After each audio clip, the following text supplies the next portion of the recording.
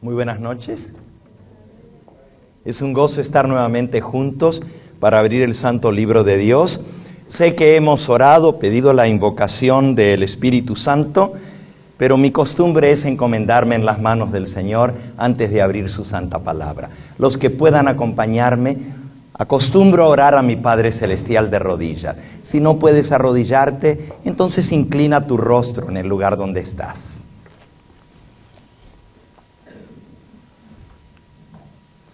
Padre Santo y Dios nuestro, bendito y glorificado sea tu nombre. Qué privilegio es invocar el nombre de Jesucristo, tu Hijo, y de pedir la dirección de tu Espíritu Santo en el estudio de tu palabra en esta hora. Me encomiendo en tus manos, te suplico que tú me des no solo pensamientos que vengan del cielo, pero también palabras para expresar correctamente, para trazar la palabra de verdad, de tal manera que impresione cada corazón. Y también te pido que toques cada corazón con tu Espíritu Santo para que la semilla pueda caer en buen terreno y dar fruto para vida eterna. Bendice a cada persona aquí presente, aquellos que a través de los medios de comunicación, el internet, la televisión, la radio, se unen a nosotros a estudiar tu palabra, que tu bendición les alcance donde quiera que estén. Gracias por la seguridad que tú nos diste, que todo lo que pidamos al Padre en tu nombre tú lo harías. Por eso, Padre Santo, te pedimos que cumplas la promesa que nuestro Señor Jesucristo nos hizo de estar presente con nosotros y de darnos las peticiones de nuestro corazón. Si hay alguno atribulado, necesitado en esta hora, trae tu bálsamo, trae curación al alma, para que podamos ver tu brazo poderoso levantándonos del pozo donde estamos y poniendo nuestro pie en la roca firme que es Cristo. Gracias por escuchar esta oración. Lo hacemos en la fe de aquel que se dio a sí mismo por nosotros. En el nombre precioso de Jesús. A Él sea la gloria y la honra por los siglos de los siglos. Amén, Señor. Amén.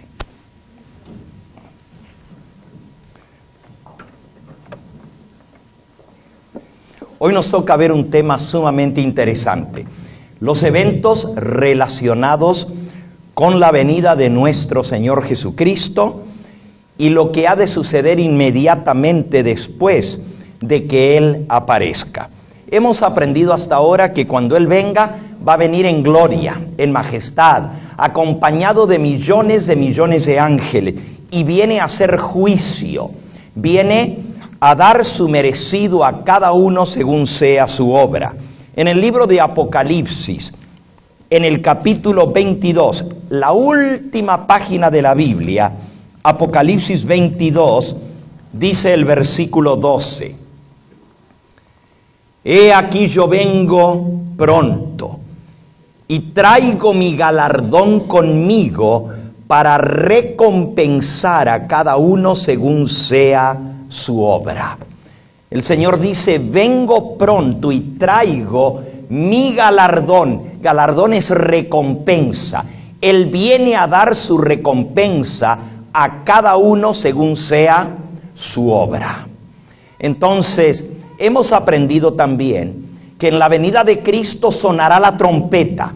Los muertos en Cristo resucitarán incorruptibles y los vivos seremos transformados. Y todos juntos seremos arrebatados en las nubes a recibir al Señor en el aire. Vamos a leer un versículo que nos sirve de repaso de lo que hemos visto hasta ahora y desde allí nos vamos a lanzar para lo nuevo que vamos a aprender esta noche. Primera de Tesalonicenses 4, versículo 13 al 17 dice así. Y es el resumen de todo lo que hemos aprendido hasta ahora. Tampoco queremos, hermanos, que ignoréis acerca de los que duermen. ¿Quiénes son los que duermen? Los muertos. Para que no se entristezcáis como los otros que no tienen esperanza. Porque si creemos que Jesús murió y resucitó, Estamos en 1 de Tesalonicenses 4, ahora en el versículo 14.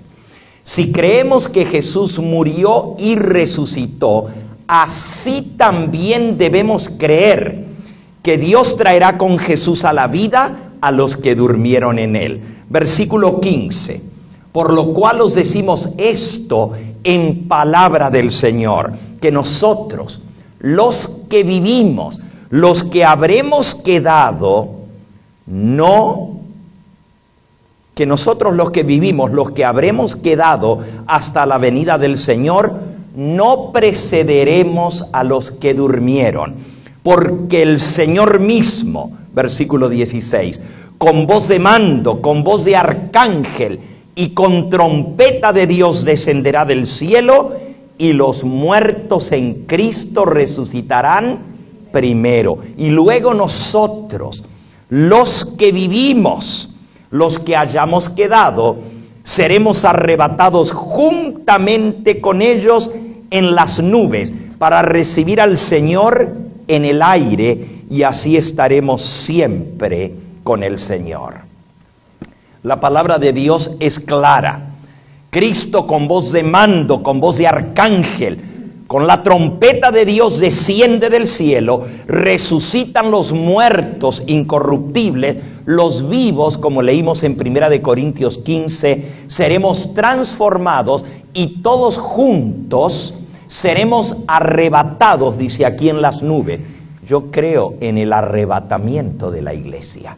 Claro que sí. Lo que no creo es en el rapto secreto, porque no está enseñado en la palabra de Dios. Pero sí creo que cuando el Señor venga en gloria y majestad, en forma visible, en forma audible, en forma gloriosa, los muertos han de resucitar, los muertos en Cristo, los vivos seremos transformados y todos juntos seremos arrebatados a recibir al Señor en el aire. Si ustedes notan, este versículo no dice que Cristo baja a la tierra y pone su pie aquí en la tierra. Dice más bien que nosotros vamos a ser ¿qué?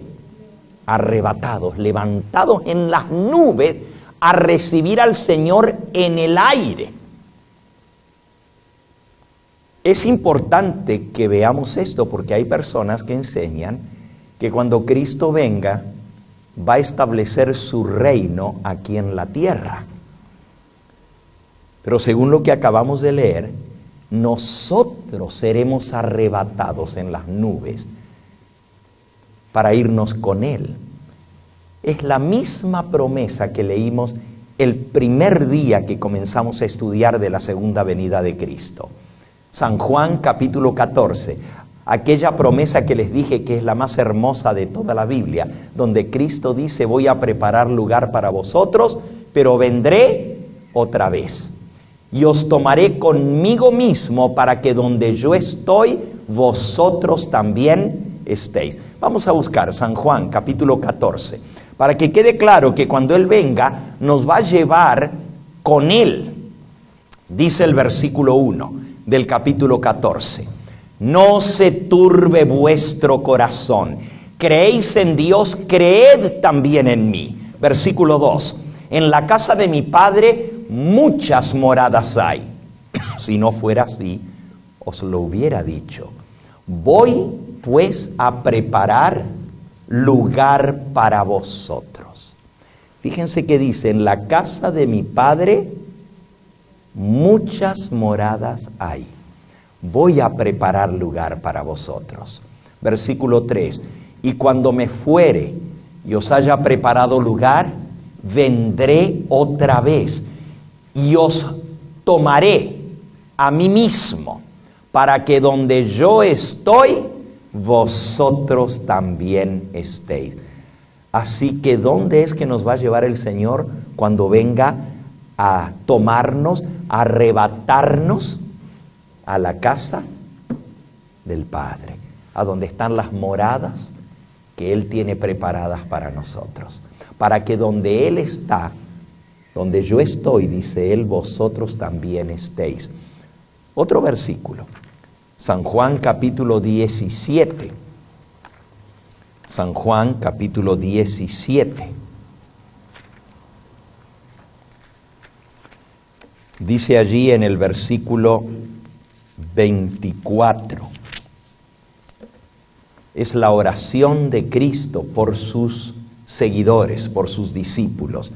Padre, aquellos que me has dado, quiero que donde yo estoy, también ellos estén conmigo, para que vean mi gloria, que me has dado porque me has amado desde antes de la fundación del mundo. Quiero que aquellos que me has dado estén donde yo estoy, para que vean mi gloria. En esta oración, al principio de la oración, que se conoce como la oración intercesora de Cristo, en el capítulo 17, dice en el versículo 5, ahora pues, Padre, glorifícame tú al lado tuyo con aquella gloria que tuve contigo antes de que el mundo fuese. En esta oración Cristo le dice al Padre, en el versículo anterior, en el 4, yo te he glorificado a ti en la tierra, he acabado la obra que me diste que hiciese. Versículo 5, ahora pues, Padre, glorifícame tú al lado tuyo, con aquella gloria que tuve contigo antes que el mundo fuese. Cuando Cristo ascendió al cielo, se sentó a la diestra de Dios. Se sentó a la diestra del Padre y recibió el mismo poder, la misma gloria que Él había tenido desde toda la eternidad con el Padre. Ayer estudiábamos cómo Él está sentado en el mismo trono del Padre. En Apocalipsis capítulo 3, Apocalipsis capítulo 3, dice en el versículo 21, Apocalipsis 3, 21. Al que venciere, yo le daré que se siente conmigo en mi trono, así como yo he vencido y me he sentado con mi Padre en su trono. ¿Cuántos tronos hay? ¿Están seguros? Fíjense bien. Al que venciere le daré que se siente conmigo en mi trono, dice Jesús.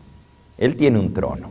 Así como yo he vencido y me he sentado con mi Padre en su trono. Así que está el trono de Cristo y está el trono del Padre. Pero desde que Cristo ascendió al cielo, se sentó a la diestra de Dios, hasta que ponga todos los enemigos debajo del estrado de sus pies. Pero cuando Él venga en su gloria, entonces se sentará en su propio trono de gloria. Vamos a leerlo. Mateo capítulo 25 y versículo 31. Mateo 25, 31. Dice, cuando el Hijo del Hombre venga en su gloria y todos los santos ángeles con Él, entonces se sentará en su trono de gloria. Él dice, al que venciere le daré que se siente conmigo en mi trono, así como yo he vencido y me he sentado con mi Padre en su trono, en el trono del Padre. Desde que Él ascendió, se sentó a la diestra del Padre. Pero cuando el Hijo del Hombre venga en su gloria, acompañado de todos los santos ángeles, entonces se sentará en su trono de gloria. Y el versículo 32 dice, y serán reunidas delante de Él todas las naciones. Y apartará los unos de los otros, como aparta el pastor las ovejas de los cabritos. Ese será el día de la recompensa. Ahora, en su venida, Él no toca la tierra. Él viene sentado en su trono, pero en una nube. Vamos a leerlo, Apocalipsis capítulo 14. Apocalipsis capítulo 14. Dice el versículo 14. Miré, dice Juan, y he aquí una nube blanca, y sobre la nube uno sentado, semejante al Hijo del Hombre, que tenía en la cabeza una corona de oro y en la mano una hoz aguda. Y del templo salió otro ángel clamando a gran voz al que estaba sentado sobre la nube: mete tu hoz y siega, porque la hora de segar ha llegado, pues la mies de la tierra está madura. Y el que estaba sentado sobre la nube metió su hoz en la tierra, y la tierra fue segada. La siega es la cosecha final, cuando el Señor viene a recoger el fruto de la tierra para ponerlo en el granero de Dios. Pero va a haber dos tipos de cosecha. Y fíjense qué interesante. Vamos a San Mateo en el capítulo 13. San Mateo capítulo 13. Ya vimos que Él viene sentado en su trono en una nube, pero trae una hoz aguda. Ahora en Mateo 13 está una parábola que se conoce como la parábola del trigo y la cizaña. Comenzando en el versículo 24 dice: les refirió otra parábola diciendo: el reino de los cielos es semejante a un hombre que sembró buena semilla en su campo. Pero mientras dormían los hombres, vino su enemigo y sembró cizaña entre el trigo y se fue. Cuando salió la hierba y dio fruto, también apareció la cizaña. Vinieron entonces los siervos del padre de familia y le dijeron: Señor, ¿no sembraste buena semilla en tu campo? ¿De dónde pues tiene cizaña? Versículo 28. Y él les dijo: un enemigo ha hecho esto. Y los siervos le dijeron: ¿quieres pues que vayamos y la arranquemos? Versículo 29. Él les dijo: no sea que al arrancar la cizaña arranquéis también con ella el trigo. Dejad crecer, versículo 30, juntamente lo uno y lo otro hasta la siega. Y al tiempo de la siega yo diré a los segadores: recoged primero, ¿qué cosa? La cizaña, y atadla en manojos para quemarla, pero recoged el trigo en mi granero. ¿Qué es lo primero que Cristo hace cuando Él viene? ¿Recoger el trigo o recoger la cizaña? Acabar con la cizaña. Fíjense, dejad crecer juntamente lo uno y lo otro hasta la siega. Y al tiempo de la siega yo diría a los segadores: recoged primero la cizaña.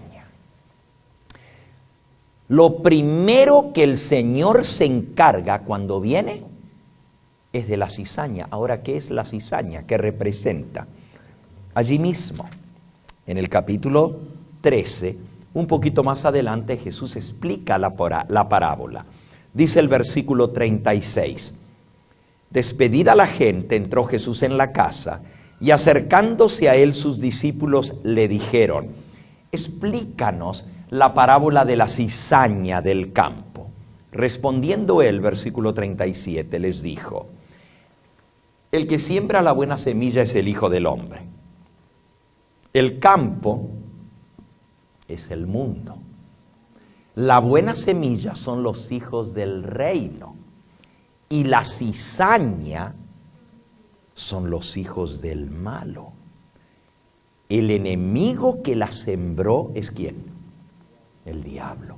La siega es el fin del siglo o el fin del mundo. ¿Y los segadores quiénes son? Los ángeles.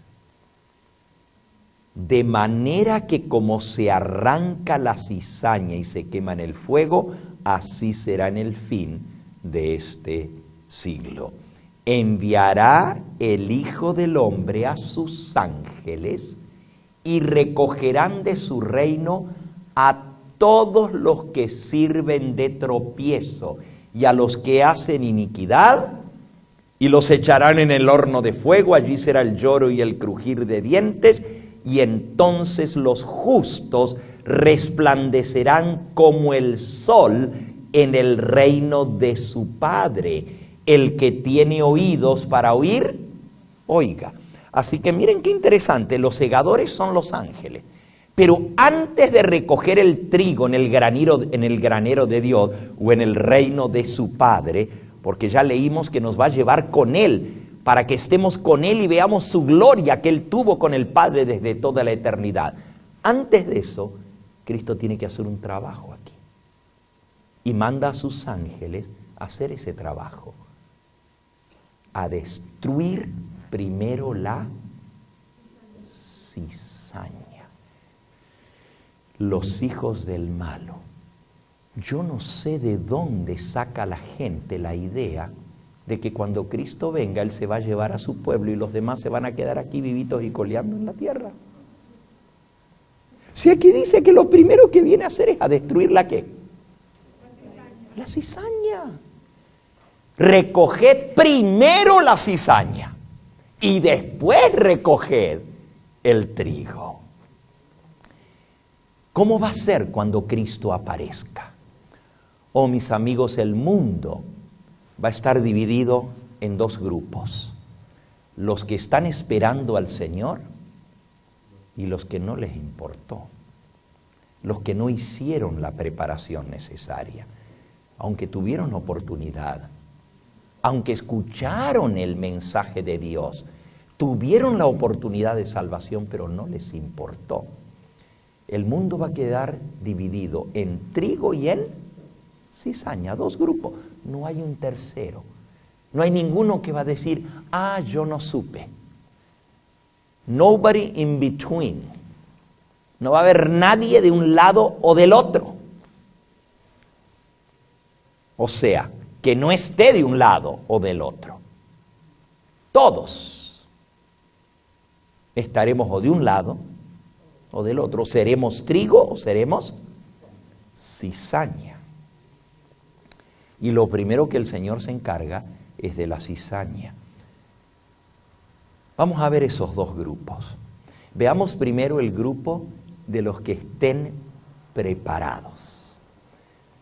Isaías capítulo 25 y versículo 9. Isaías 25, 9. Dice que los que estén esperando al Señor van a levantar sus brazos en alto y dirán, se dirá en aquel día, he aquí este es nuestro Dios, le hemos esperado y Él nos salvará. Este es Jehová a quien hemos esperado, nos gozaremos, nos alegraremos en su salvación. Un grupo feliz, alegre, va a decir, es Jehová, es Jesús a quien hemos esperado. Fíjense cómo dice, he aquí este es nuestro Dios, le hemos esperado y Él nos salvará. Viene a salvar a sus hijos, viene a recoger a su pueblo y ellos felices le van a dar la bienvenida en gloria. Pero el otro grupo no va a estar tan feliz. Miren cómo lo describe Apocalipsis capítulo 6. Apocalipsis capítulo 6. Comenzando allí en el versículo 14 dice, y el cielo se desvaneció como un pergamino que se enrolla, y todo monte y toda isla se removió de su lugar. Y los reyes de la tierra, los grandes, los ricos, los poderosos, y todo siervo y todo libre, se escondieron en las cuevas y entre las peñas de los montes, y decían a los montes y a las peñas: caed sobre nosotros y escondednos del rostro de aquel que está sentado sobre el trono y de la ira del Cordero, porque el gran día de su ira ha llegado, y ¿quién podrá sostenerse en pie? ¿Notaron que dice escondernos del rostro de aquel que está sentado sobre el trono? Acabamos de leer que hay dos tronos, el trono del Padre y el trono del Hijo, pero que cuando el Hijo venga en su gloria, vendrá sentado en su trono de gloria. Viene sentado en la nube blanca que lo baja a esta tierra. Y aquí dice que los impíos, los malos, los rebeldes, los poderosos, los capitanes, los ricos, los grandes, y todos, pequeños y grandes, despavoridos, van a huir. Se van a esconder entre los escondrijos de las rocas, en las montañas, en las cavernas de la tierra, y van a gritar despavoridos a las rocas y a las montañas: caed sobre nosotros y escondednos del rostro del que viene sentado sobre el trono y de la ira del Cordero, porque ha llegado el gran día de su ira, y ¿quién podrá estar en pie? Nos guste o no, estemos preparados o no, lo creamos o no, lo aceptemos o no, vamos a estar o en un grupo o en el otro. O estaremos entre los que van a levantar sus brazos en alto y van a decir: aquí este es nuestro Dios, le hemos esperado y Él nos salvará. O estaremos entre el otro grupo que van a huir despavoridos de su presencia. Ahora, ¿qué va a pasar con esos que no estaban preparados? Que van a rogar a los montes y a las peñas que caigan sobre ellos. ¿Qué va a pasar con ellos? Los otros ya sabemos. Los muertos en Cristo resucitan primero, los vivos somos transformados y todos juntos somos arrebatados en las nubes a darle la bienvenida al Señor en el aire. Pero ¿qué va a pasar con los impíos? Con los malos. Segunda de Tesalonicenses, capítulo 1. Segunda de Tesalonicenses, capítulo 1.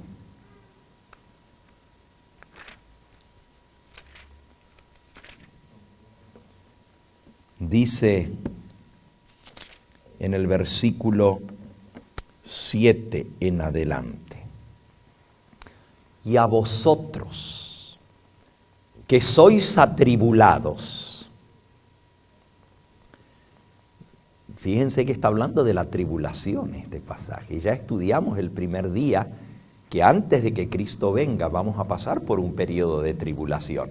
Vamos a leer desde el versículo 6. Porque es justo delante de Dios pagar con tribulación a los que os atribulan. Versículo 7. Y a vosotros que sois atribulados, daros reposo con nosotros, cuando se manifieste el Señor Jesús desde el cielo, con los ángeles de su poder, en llama de fuego,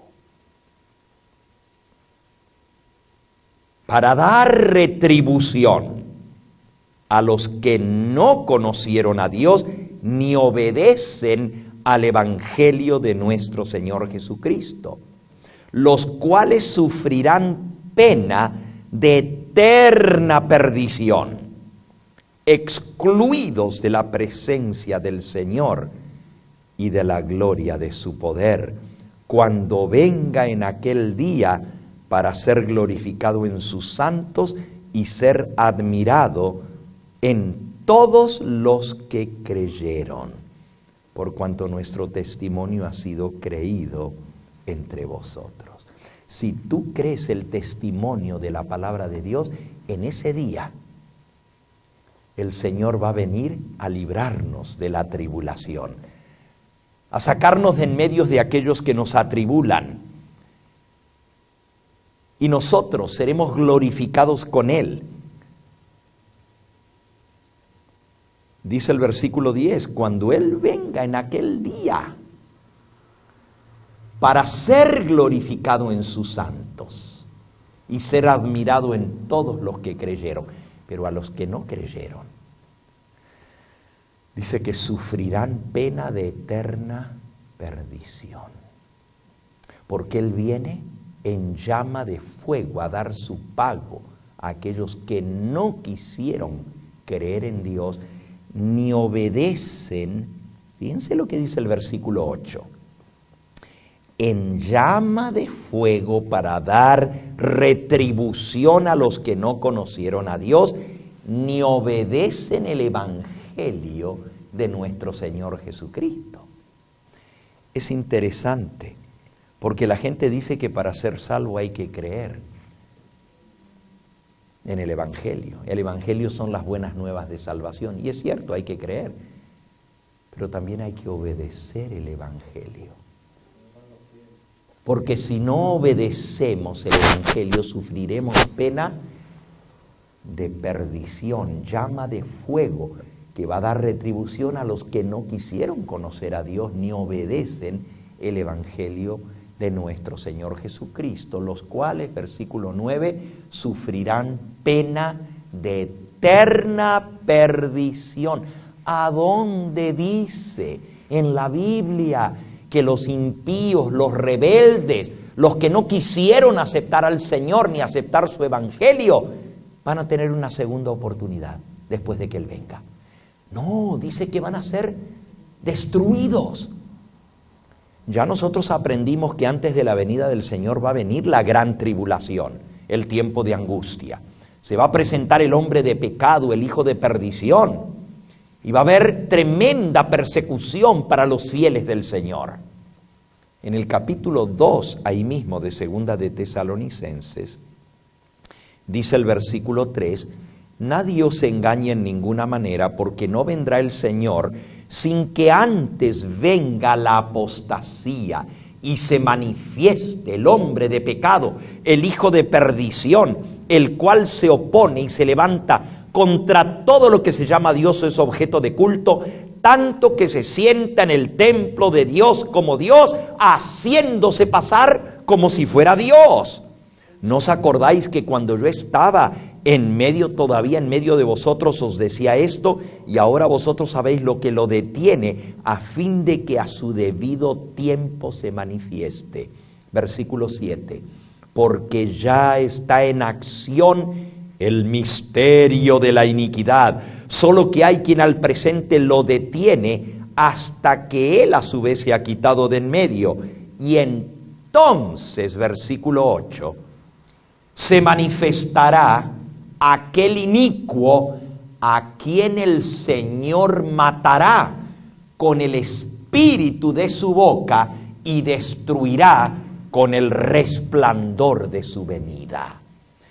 El inicuo, el hombre de pecado, el anticristo, la bestia, el hijo de perdición, que se va a hacer adorar como si fuera Dios, va a ser muerto con el espíritu de la boca del Señor y destruido con el resplandor de su venida.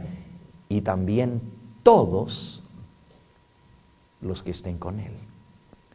Ya leímos en el capítulo anterior que todos los que rechazaron el evangelio serán destruidos por el resplandor de su venida, porque Él es fuego consumidor, dice la Biblia.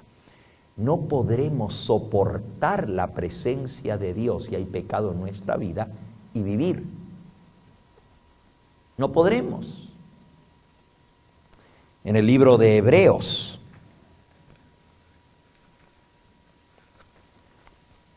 en el capítulo 10, Hebreos capítulo 10.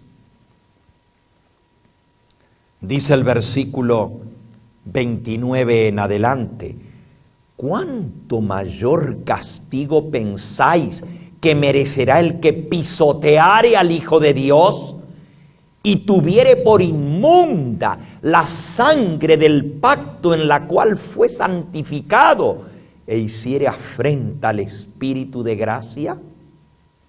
Pues conocemos al que dijo: mía es la venganza, yo daré el pago, dice el Señor. Y otra vez, el Señor juzgará a su pueblo.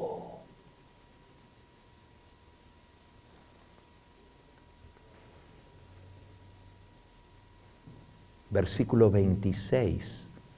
Porque si pecáramos voluntariamente después de haber recibido el conocimiento de la verdad, ya no queda más sacrificio por los pecados, sino una horrenda expectación de juicio y de hervor de fuego que ha de devorar a los adversarios.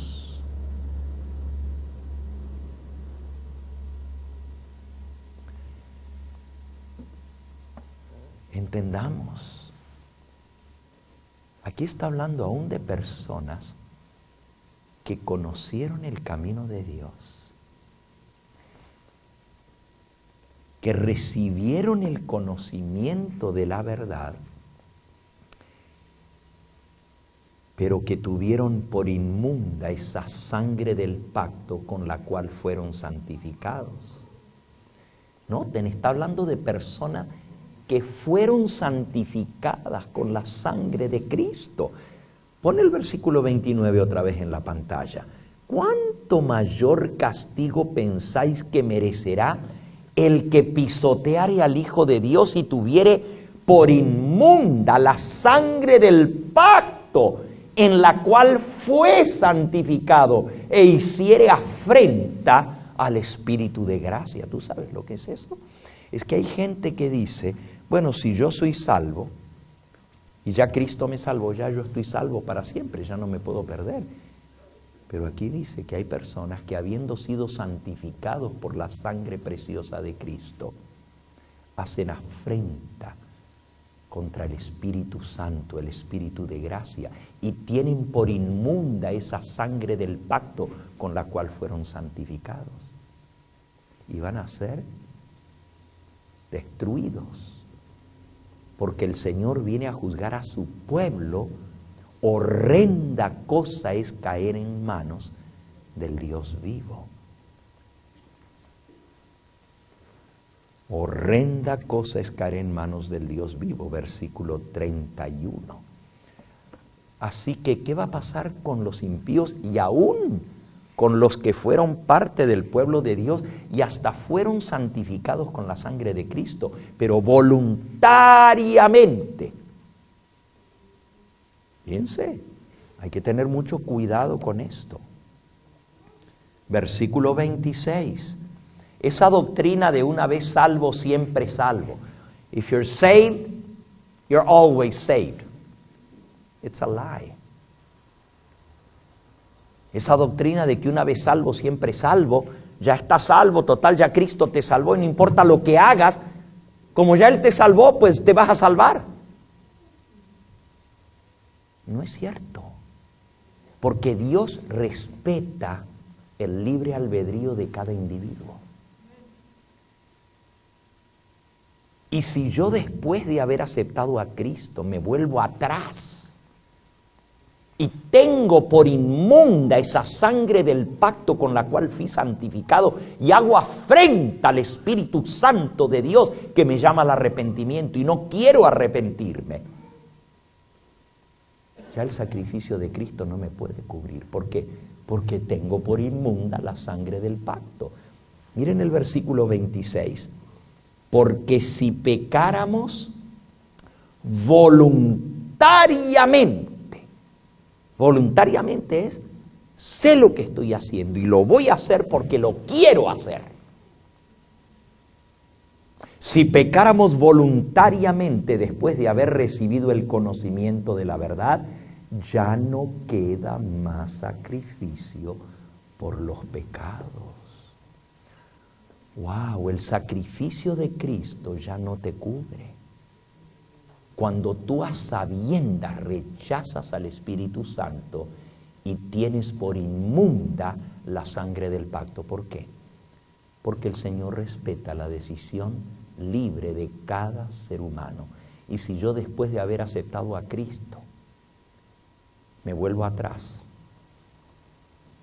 lo rechazo y no quiero saber más nada de Él, ni de su evangelio, ni de su verdad, ni quiero obedecerle más, ni quiero que sea Señor de mi vida, sino que digo, no, yo no quiero saber más nada con el Señor, no me importa la sangre de Cristo. Oh, cuidado.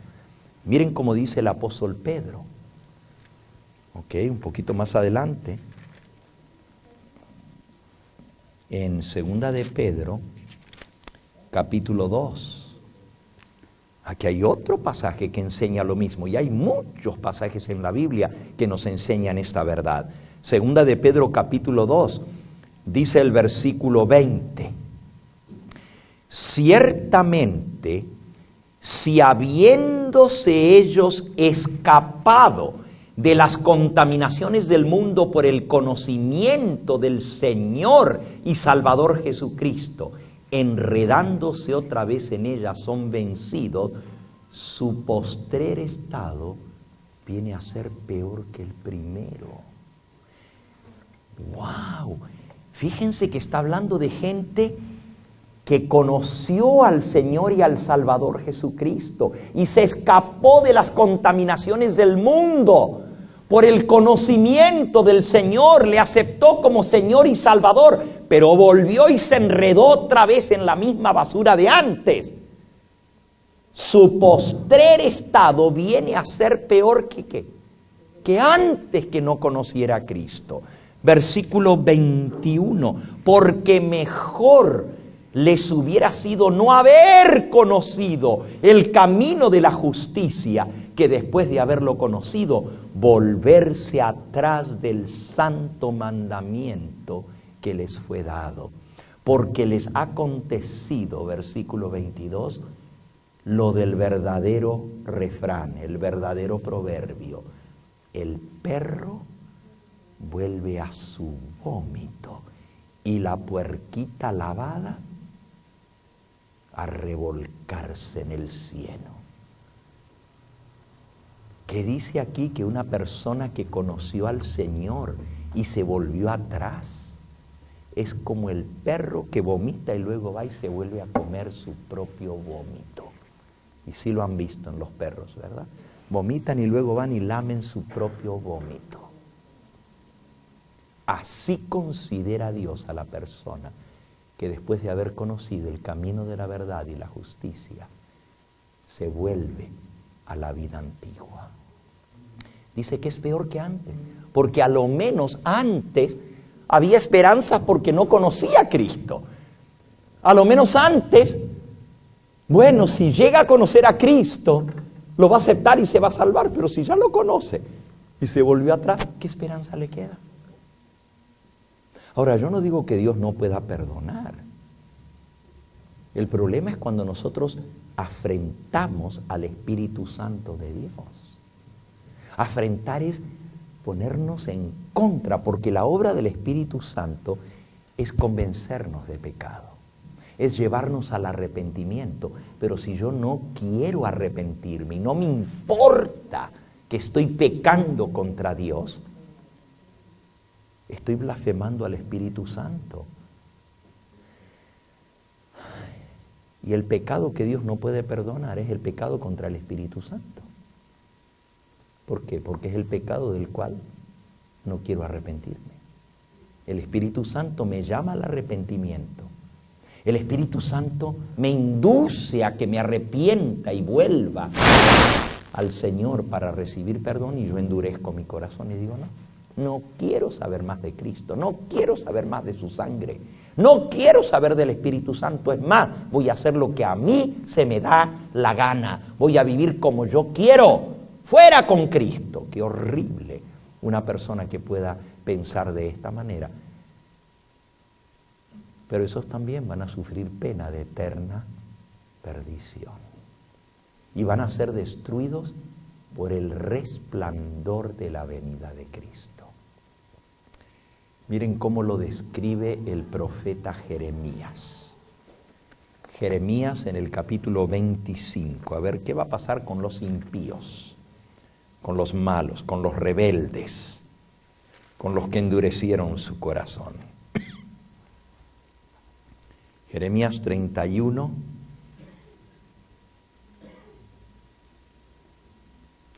Jeremías 25, 31. Jeremías 25, versículo 31. El 31 estaba por ahí, pero era el versículo.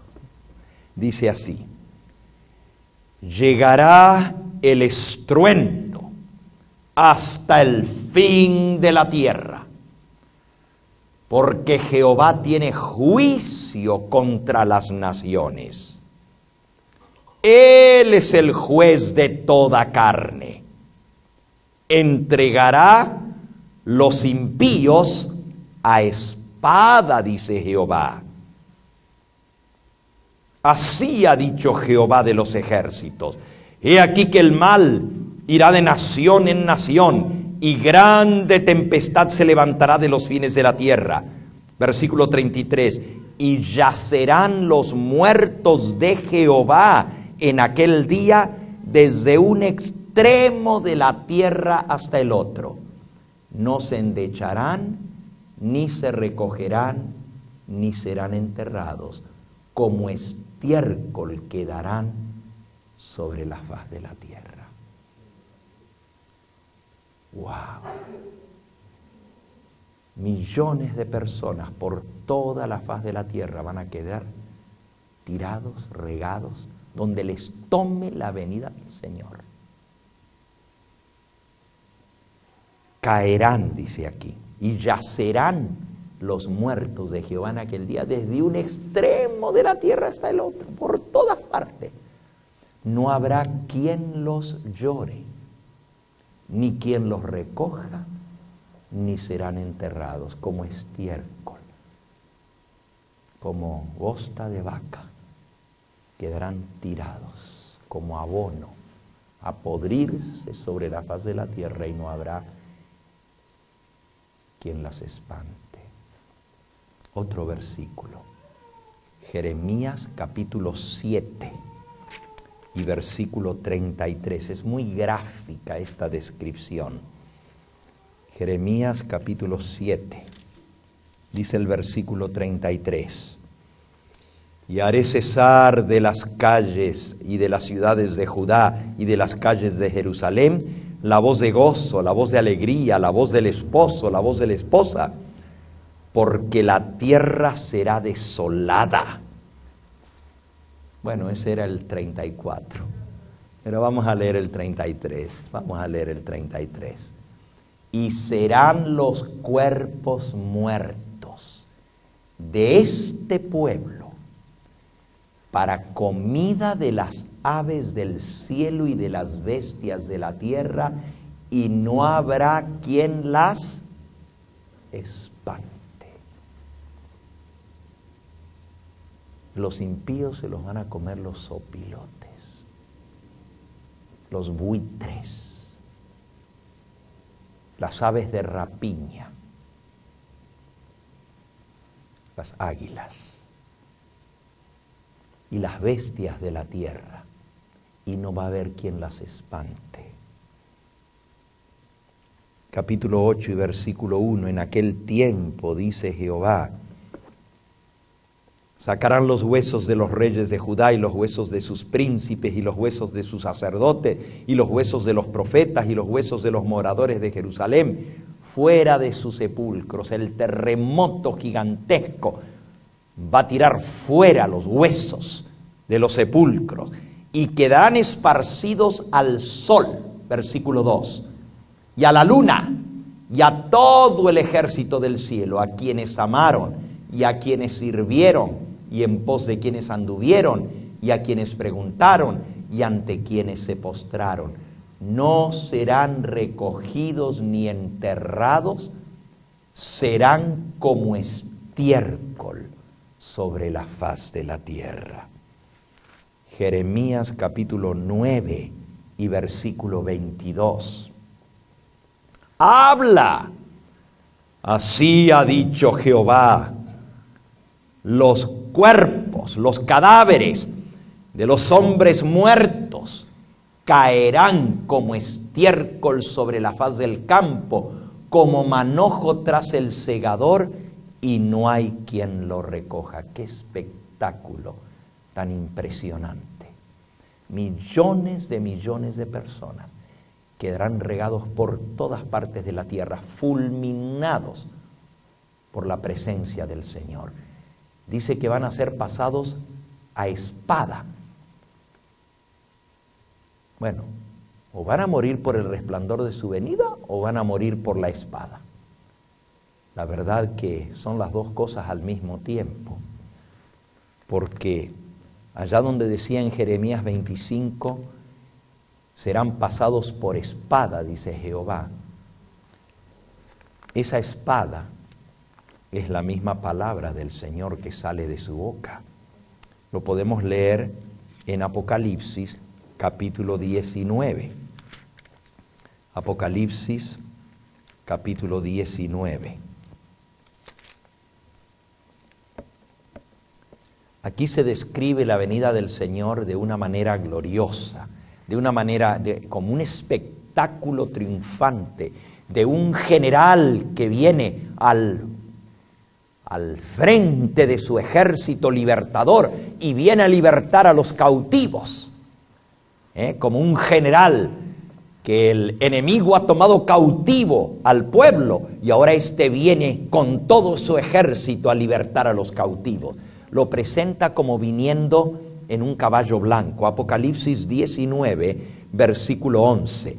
Dice Juan, entonces vi el cielo abierto, y aquí un caballo blanco, y el que lo montaba se llamaba Fiel y Verdadero, y con justicia juzga y pelea. Sus ojos eran como llama de fuego. Había en su cabeza muchas diademas, una corona dentro de la otra, y tenía un nombre escrito que ninguno conocía sino él mismo. Estaba vestido de una ropa teñida en sangre, y su nombre es el Verbo de Dios. Y los ejércitos celestiales, vestidos de lino finísimo, blanco y limpio, le seguían en caballos blancos. De su boca sale una espada aguda. Ahí está la espada que va a destruir a los impíos, para herir con ella a las naciones. Él las regirá con vara de hierro, y él pisa el lagar del vino, del furor, de la ira del Dios Todopoderoso. Y en su vestidura y en su muslo tiene escrito este nombre: Rey de Reyes y Señor de Señores. Y vi a un ángel, dice Juan, que estaba en pie en el sol, y clamó a gran voz, diciendo a todas las aves que vuelan en medio del cielo: venid y congregaos, congregaos a la gran cena de Dios. Versículo 18. Para que comáis carnes de reyes y de capitanes, y carnes de fuertes, y carnes de caballos y de su jinete, y carnes de todos, libres y esclavos, pequeños y grandes. ¿Cómo se le llama a esto? A este ángel que está parado sobre el sol y hace la proclama a todas las aves del cielo: venid y congregaos a la gran cena de Dios. God's Great Supper, la gran cena de Dios. Wow. ¿Sabes que el capítulo 19 de Apocalipsis menciona 2 cenas? Esta se le llama la gran cena de Dios, God's Great Supper. A la otra se le llama la cena de bodas del Cordero. Y está en el mismo capítulo 19. Dice en el versículo 7, 8 y 9. Gocémonos, alegrémonos, démosle gloria, porque han llegado las bodas del Cordero y su esposa se ha preparado, y a ella se le ha concedido que se vista de lino fino, limpio y resplandeciente, porque el lino fino es las acciones justas de los santos. Y el ángel me dijo, versículo 9, bienaventurados los que son llamados a la cena de las bodas del Cordero. Y me dijo, estas palabras son verdaderas de Dios. So there are 2 suppers. Hay 2 cenas. 2 suppers.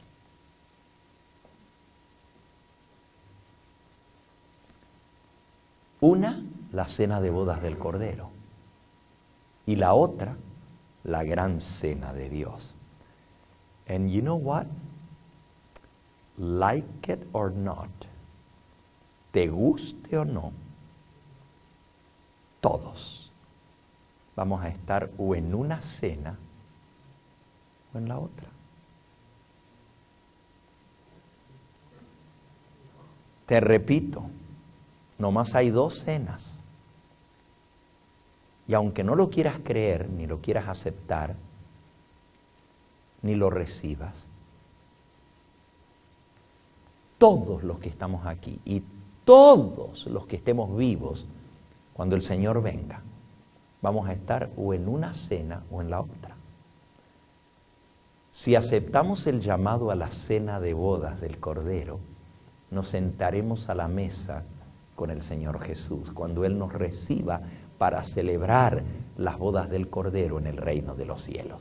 Esa mesa tiene kilómetros y kilómetros de largo, millas de largo, es de plata, y estarán sentados en ella los millones de los redimidos, y el Señor mismo nos va a servir.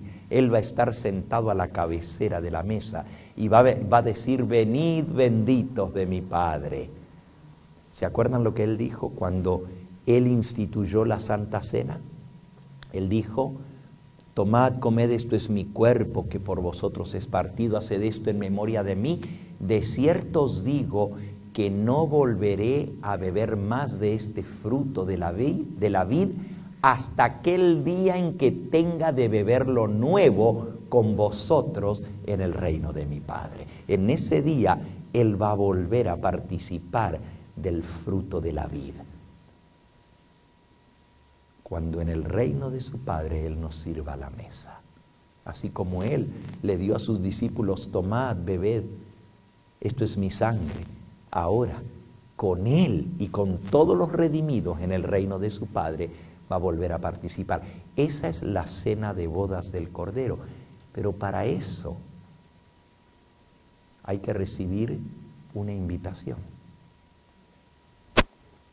Bienaventurados, dice el versículo 9, los que son llamados a la cena de bodas del Cordero.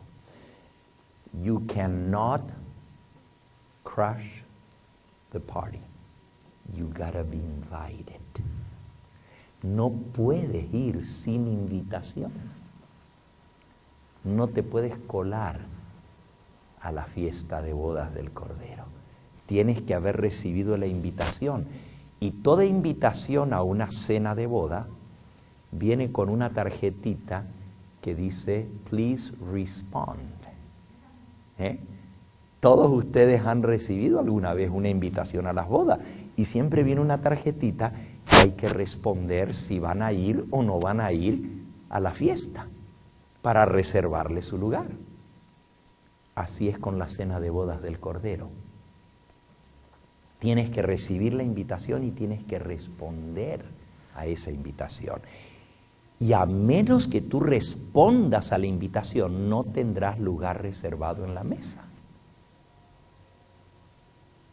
La invitación es para todos los llamados. Bienaventurados los que son llamados a la cena de bodas del Cordero. Pero yo tengo que responder, aceptar la invitación del Señor. Y aunque parezca algo tan sencillo, bueno, ¿y cómo se acepta? Es aceptando al Cordero, aceptando a Cristo, aceptando su sacrificio, aceptando lo que Él hizo por nosotros, recibiendo a Cristo en nuestro corazón, porque recibiéndole a Él, recibimos lo que Él nos ofrece. No es solamente aceptar la invitación a las bodas, es aceptarlo a Él como el Señor, como el Rey de Reyes y Señor de Señores. Mi pregunta es, ¿ya tú recibiste tu invitación? Did you get your invitation? I got mine. Yo ya recibí mi invitación. My question is, have you answered that invitation? ¿Ya respondiste a la invitación a la cena de bodas del Cordero? Tienes que responder y es individual. Nadie puede responder por ti. Tú tienes que responder, quiero, Señor. Ahora, ¿cuál es la otra alternativa? O estamos en la cena de bodas del Cordero sentados a la mesa, o estamos en la gran cena de Dios. Pero si nos toca estar en la gran cena de Dios, escuchen bien, o si a un hijo tuyo, a una hija tuya, o a un ser querido le toca estar en la gran cena de Dios, no van a estar sentados a la mesa. Van a ser el menú de la cena.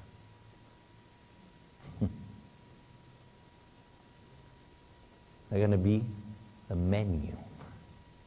Porque la gran cena de Dios se proclama a todas las aves que vuelan por el cielo y a las bestias de la tierra: venid, venid a comer carnes de grandes, de pequeños, de ricos, de poderosos, de capitanes, de siervos, de libres.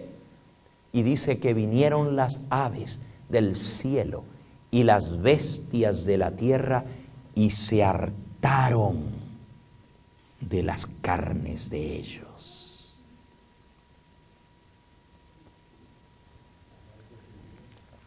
Qué terrible. Yo no quisiera tener un ser querido en esa cena, a que sean comidos por los buitres. Justamente alguien me preguntó anoche, un joven, no lo veo aquí en esta noche: pastor, yo no entiendo eso de que dice, donde esté el cuerpo muerto se van a juntar las águilas. Y anoche me hizo esa pregunta. Vamos a ese versículo. Vamos a ese versículo. Está en San Lucas, en el capítulo 17. Lucas 17.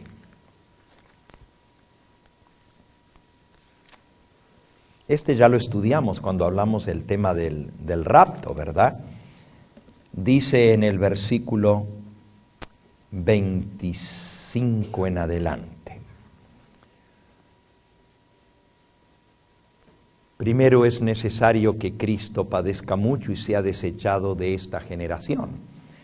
Como fue en los días de Noé, así será también en los días del Hijo del Hombre. Comían, bebían, se casaban, se daban en casamiento hasta el día en que entró Noé en el arca, y vino el diluvio y los destruyó a todos. Otra vez lo mismo. Así va a ser. La destrucción los va a tomar a todos los que no estén preparados. Versículo 28, asimismo como sucedió en los días de Lot, comían, bebían, compraban, vendían, plantaban, edificaban, mas el día en que Lot salió de Sodoma, llovió fuego del cielo y azufre y los destruyó a todos. Estamos en el 29 y ahora vamos al 30. Así será el día en que el Hijo del Hombre se manifieste. Y entonces hay algo bien interesante. Viene el versículo ese que nosotros estudiamos. Dice, en aquel día el que esté en la azotea y sus bienes en casa no descienda a tomarlos, el que esté en el campo no vuelva atrás. Acordaos de la mujer de Lot. Todo el que procure salvar su vida la perderá, y todo el que la pierda es el que la salvará. Os digo, versículo 34, que en aquella noche estarán dos en una cama. El uno será tomado y el otro será dejado. Dos mujeres estarán moliendo juntas, la una será tomada y la otra será dejada. Dos estarán en el campo, versículo 36. El uno será tomado y el otro será dejado. Y respondiendo, versículo 37, le dijeron a Jesús, ¿dónde, Señor? Miren la pregunta, qué interesante. ¿Dónde, Señor? Volvamos al versículo anterior, al 36. Dos estarán en el campo. El uno será tomado y el otro será dejado. Y la pregunta ahora es, ¿dónde, Señor? Hay dos acciones. Uno va a ser tomado y el otro va a ser dejado. Y ahora el versículo 37, respondiendo le dijeron, ¿dónde, Señor? La pregunta ¿dónde? Es, ¿dónde serán tomados o dónde serán dejados? ¿Seguro? No, es al revés. Si ya Cristo dijo, dos están en el campo, el que va a ser dejado ¿dónde? ¿A dónde está? En el campo. Si dos están en un molino y una va a ser tomada, la pregunta lógica es, ¿dónde va a ser tomada? No dónde va a ser dejada. Porque dejada, pues ya dijo, dos están moliendo en un molino. Una será tomada, la otra va a ser dejada. La que va a ser dejada, ¿dónde va a quedar? Pues donde estaba, en el molino. Si están dos en el campo y uno es tomado y el otro es dejado, no le van a preguntar dónde va a ser dejado. Si ya Cristo dijo, estar en la cama, va a ser dejado donde estaba. La pregunta es, ¿dónde va a ser tomado? Eso es lo que ellos querían saber. ¿Dónde va a ser tomado? Y miren la respuesta de Cristo. Él les dijo, donde estuviere el cadáver, el cuerpo, allí se juntarán también las aves de rapiña. La palabra que se traduce como águilas allí es en griego aetoi, que quiere decir aves de carroña, las que comen los cadáveres. Les llamamos sopilotes o buitres o águilas, aguiluchos. Entonces, ¿dónde van a ser tomados? Donde les tome la venida del Señor, ahí va a caer el cuerpo muerto. Y donde estuviera el cuerpo, allí se juntarán las aves de rapiña, la gran cena de Dios. ¿Qué no leímos? Que van a quedar regados por todas partes de la tierra.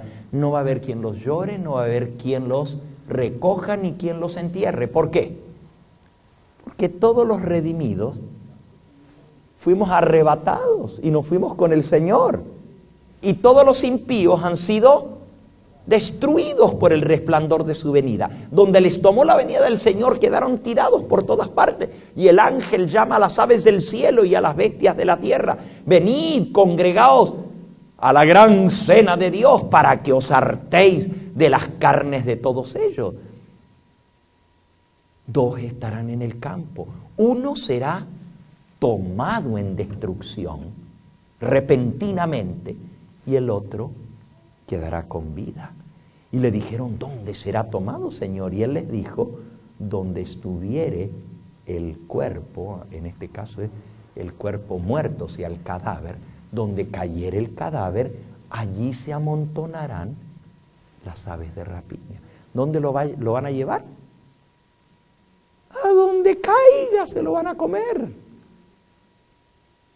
Qué interesante, ¿verdad? Cuando uno lee correctamente la Escritura, todo hace sentido.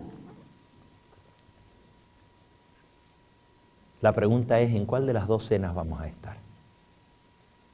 ¿Estaremos en la cena de bodas del Cordero o estaremos en la gran cena de Dios? En ninguna parte de la Escritura dice que después de la venida de Cristo va a quedar gente viva en esta tierra. Al contrario, dice que la tierra va a quedar desolada y vacía. Vamos a leerlo en el libro de Jeremías nuevamente, en el capítulo 4. Jeremías, capítulo 4. Dice el versículo 23. Miré a la tierra, y aquí que estaba asolada y vacía, y a los cielos, y no había en ellos luz. Miré a los montes, y aquí que temblaban y todos los collados fueron destruidos. Miré y no había hombre. ¿Cuánta gente quedó aquí? ¿Cuánta gente? No había hombre. Y todas las aves del cielo ya se habían ido.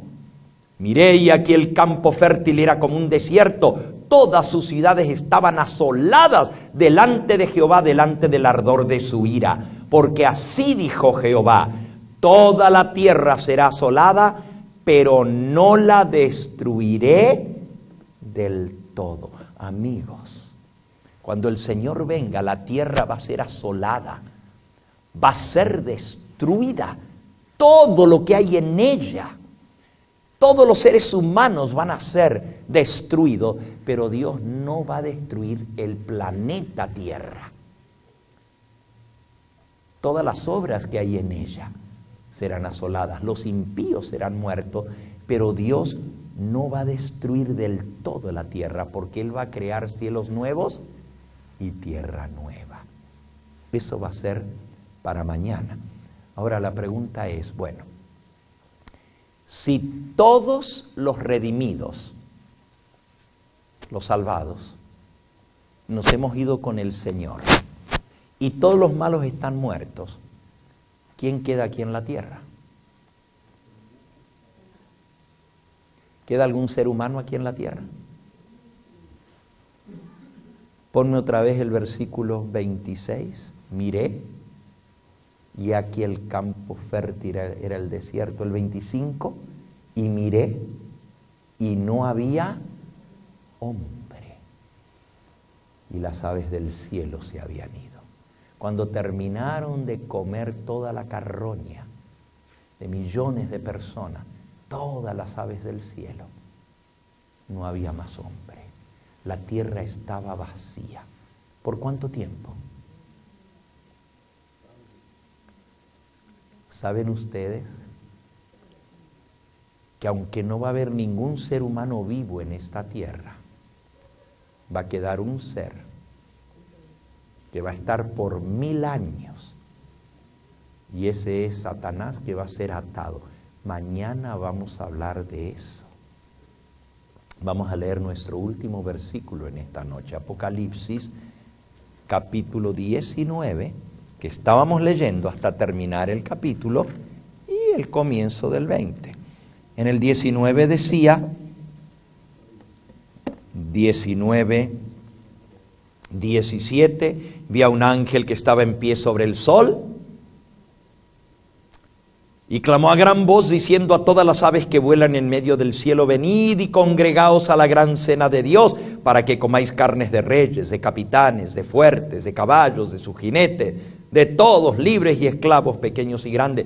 Y vi a la bestia y a los reyes de la tierra y a sus ejércitos reunidos para guerrear contra el que montaba el caballo y contra su ejército.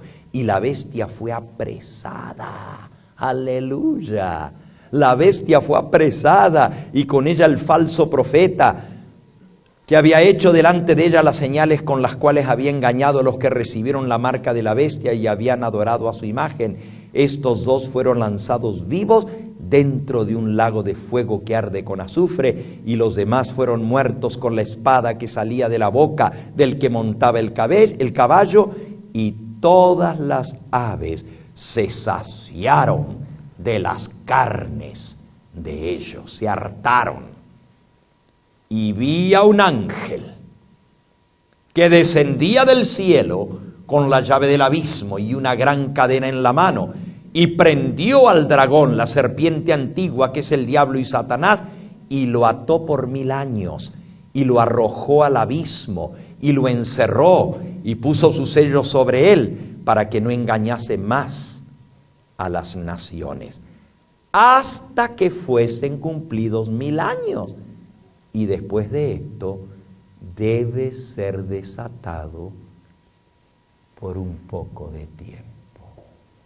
Oh boy, oh boy. El diablo va a estar atado por 1000 años, pero después va a ser desatado un poco de tiempo. ¿Qué es eso? ¿Qué va a pasar al final de los 1000 años? Que el diablo va a estar desatado un poco de tiempo. Ese va a ser el tema de mañana. El milenio. ¿Qué vamos a hacer por 1000 años con Cristo en el cielo?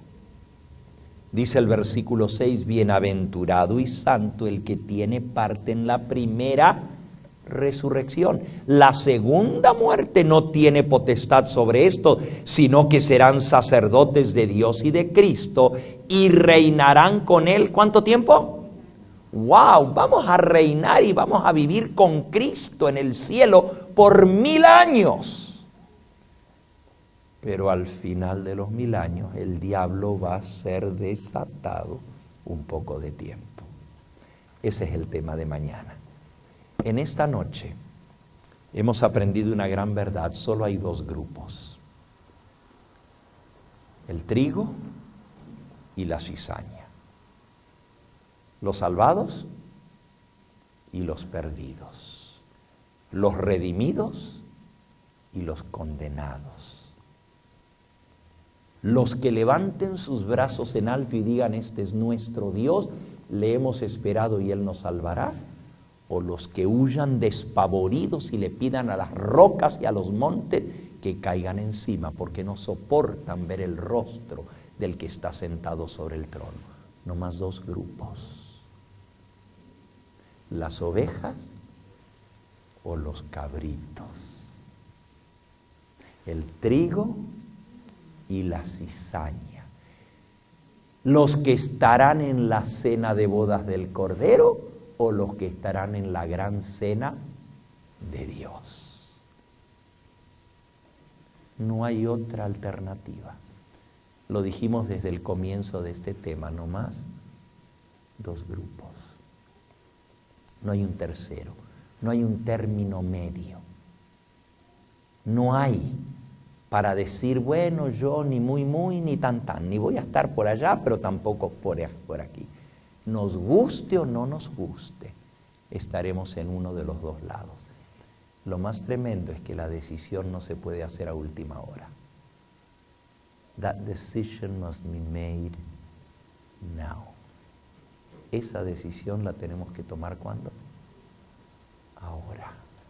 La Biblia dice, si hoy oyes su voz, no endurezcas tu corazón.